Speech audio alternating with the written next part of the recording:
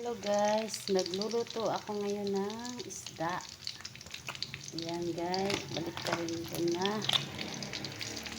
Ayan, hindi pa luto ang kabila niyan guys.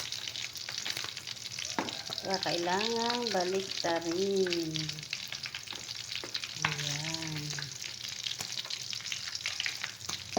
Medyo nakadikit sa isang isda. Ayan guys.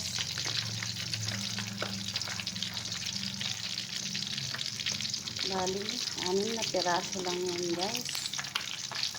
Binili yan ng asawa ko nung umuwi nung Merkulis.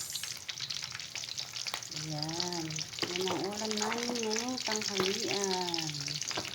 Bali guys, yun nga palang mantika na nilagay ko dito.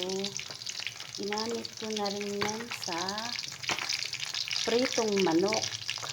Nagtitipid guys. Kasi sobrang mahal ngayon ng mantika. Ngayon guys, yung ganitong mantika, 130. Dati 105 lang yan guys. Yan. Yan guys. Nagluto ng isda. Pritong isda. Lumahan.